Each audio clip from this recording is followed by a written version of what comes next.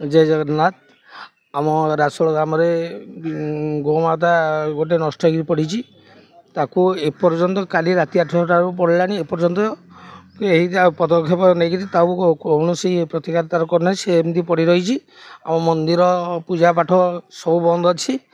तेणुक आम सरपंच को जनईलु सरपंच बाबू कहले आम किसी पदक्षेप नबू प्रतिश्रुति देते तेणुक केमती पूजा पाठ केमती करूँ एपर्यंत आसी 10टा 10:30 बाज एपर्यंत पूजा पाठ हो पारनी कौन केमती करवा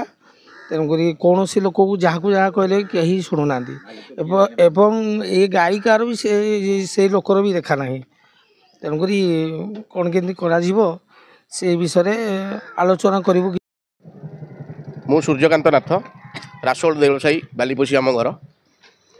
गला काली ठारू शिव मंदिर पाखे थी सागरबंध ठारे गोटे अन्य जनकर कार भी जना ना से गाई देह खराब हो पड़ा जहाँकि आम प्रशासन द्वारा फायर बाला डाकी रेस्क्यू कराई रेस्क्यू पर संध्या समय गाईर कौन कारणवश मृत्यु घटला जो मृत्युर कौन दाबी ये ना जनमंगल द्वारा ताकू चिकित्सा सब कलापर कौन लाभ होलानी गाई मृत्यु होगा मृत्यु पर बर्तमान से पड़ रही सागरबंध मेन रोड पर ताकू सहायता राशि आम सरपंच को कहीलु जो सरपंच प्रतिश्रुति देते ठीक अच्छे प्रतिश्रुति भी से बर्तमान सुधा पूरण कर बर्तमान आम थी आम पाख साई लोक मान सहित समाजकर्मी मान सहित गाई को उठाइबा व्यवस्था करूँ। भाई कहवा कथा जे सरपंच सहित से जोगाजोग करते सरपंच प्रतिश्रुति देते गाईटी को गाईर अंतिम संस्कार करने जितक खर्च हम तार से व्यवस्था करेंगे तेज से जहाँ खुशीर खबर जे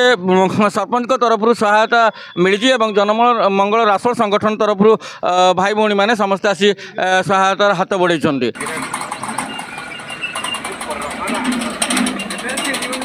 न लगे हाथ पकड़ न समस्या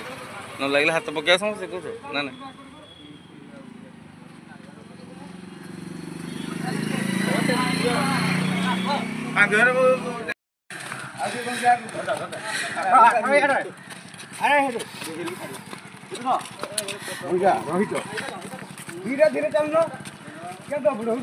राम नाम सत्य है हरि नाम सत्य है हाँ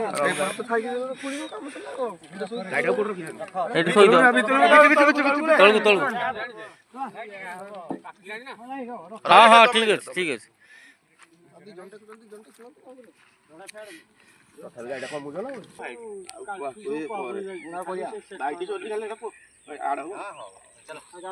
रामकृष्ण वैद्य